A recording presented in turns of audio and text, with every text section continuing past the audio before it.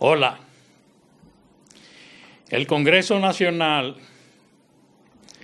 acaba de aprobar en tiempo récord una reforma fiscal que se tomó 4 días. Inmediatamente fue promulgada por el presidente de la República, convertida en ley. Nunca antes un proyecto de reforma fiscal se había aprobado en 4 días y solo con el consenso de los empresarios dominicanos. No hubo vistas públicas ni se escuchó a las organizaciones políticas opositoras. Lo que sí hubo fue un acuerdo del gobierno con 6 o 7 diputados que son dueños de miles de bancas de lotería en toda la geografía nacional.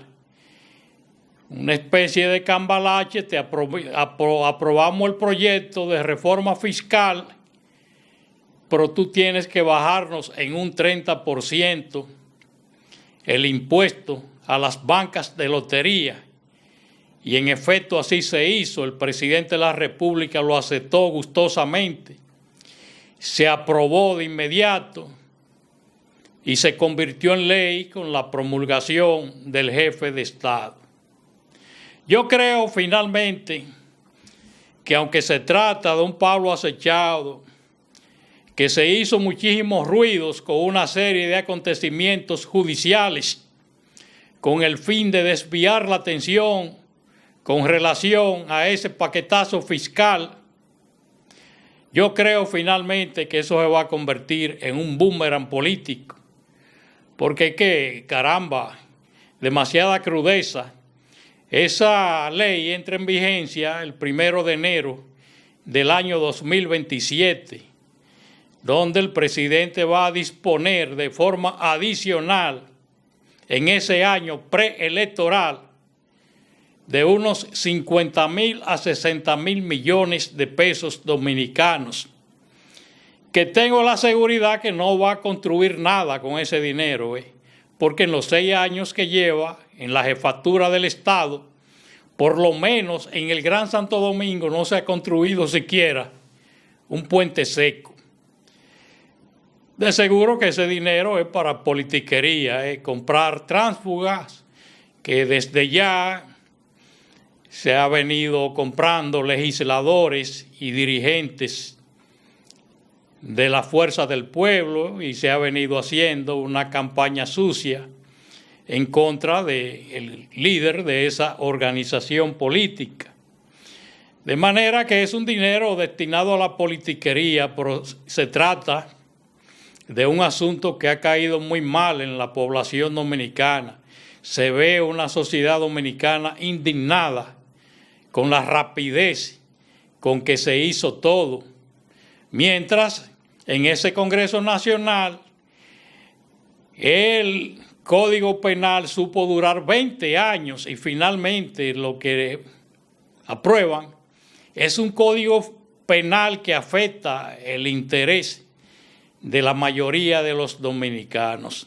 Y uno se pregunta, oye, ¿para qué sirve ese poder legislativo, ese Congreso Nacional, cuando verdaderamente este es un gobierno que dispone de todos los poderes del Estado y esos poderes debe de utilizarlos para hacer grandes cambios y transformaciones a beneficio de la sociedad dominicana?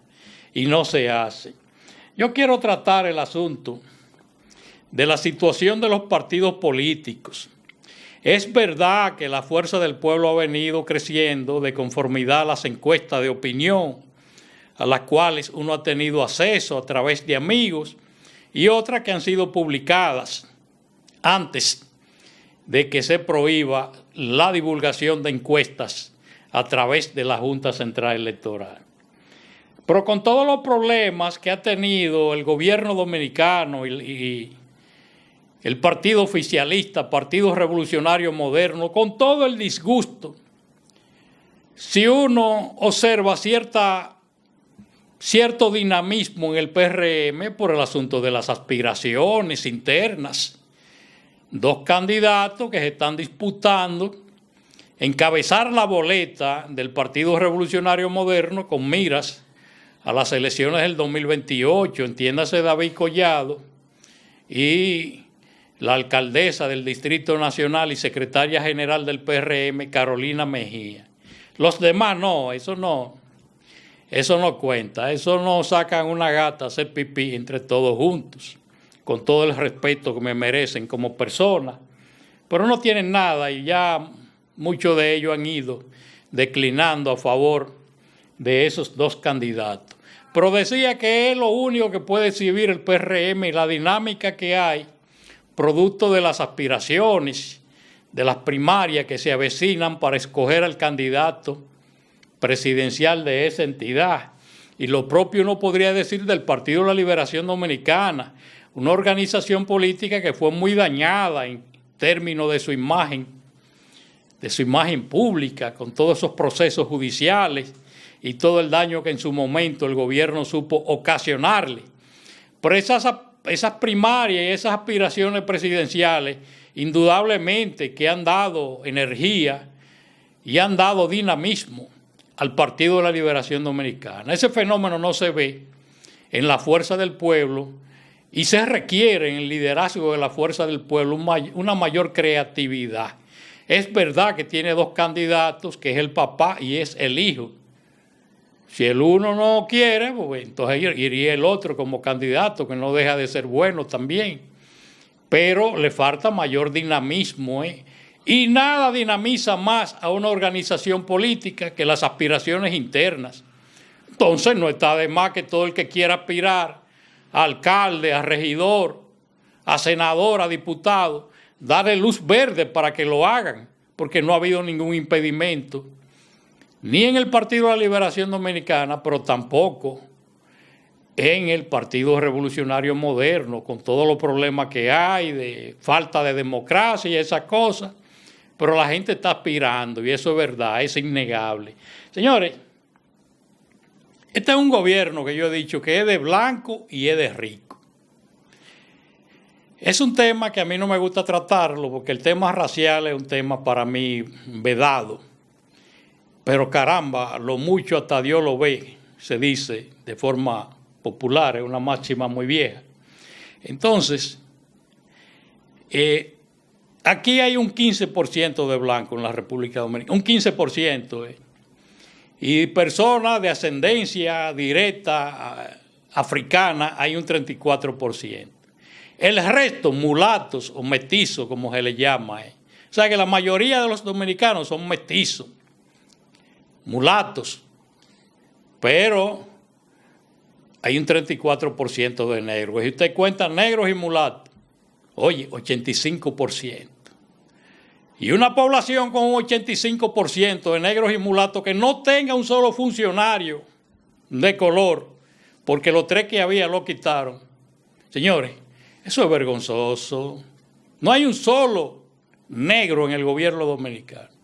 El último ministro que había, que era Antonio Almonte, lo quitaron en el 2024 y está en el consulado de Boston. Antonio Almonte, que es un hombre muy competente, un técnico de primera línea, que estudió física, pero después estudió energía en universidades de Europa, como en Inglaterra y en España, tengo entendido, y sabe inclusive de energía nuclear.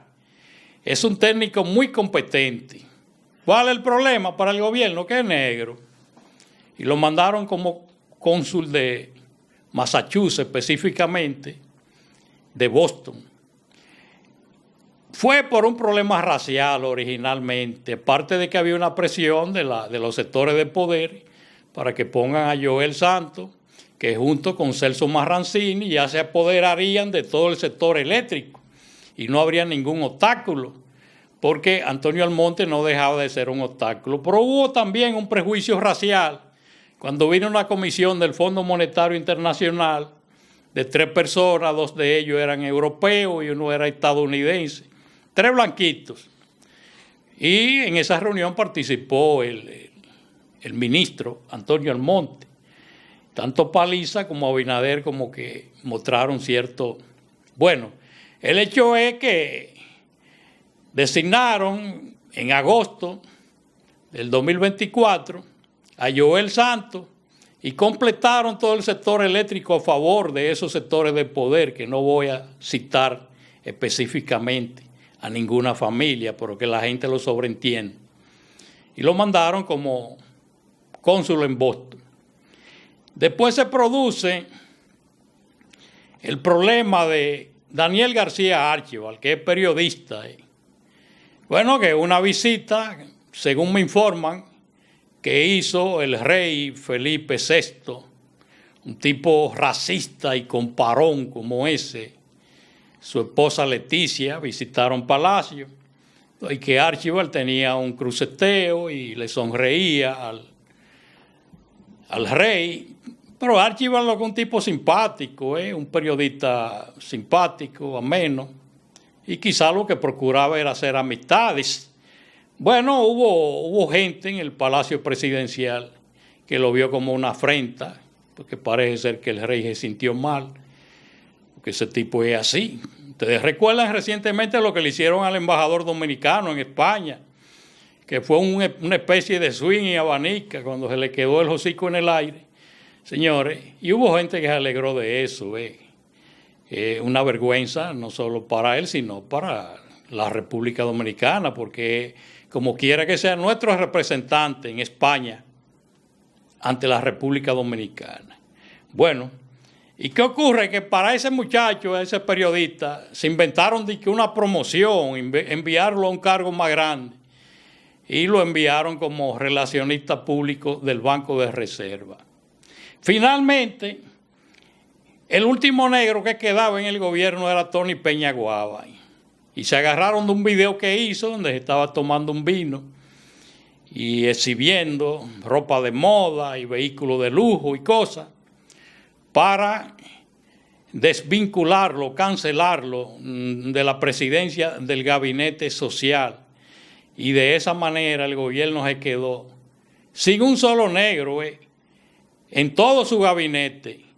Un solo negro no hay, pero tampoco hay una sola persona que se pueda decir que proviene de la clase baja de la República Dominicana. Eso es sencillamente vergonzoso para un país que apenas tiene un 15% de blancos y un 85% de negros y mulatos. Yo veo a alguna gente que son pobres y son negros en el PRM y defendiendo a Abinader. Yo lo que digo, sin decirle nada, lo que pienso de inmediato, pero ven, acá este está afilando cuchillo para su garganta. Y es que él no se da cuenta que Abinader y los funcionarios de este gobierno no quieren saber de negro ni de pobre. Y si es del PRM, mucho menos quieren saber. Señores, no olviden suscribirse al canal y dar me gusta. Yo soy Danilo Cruz Pichardo.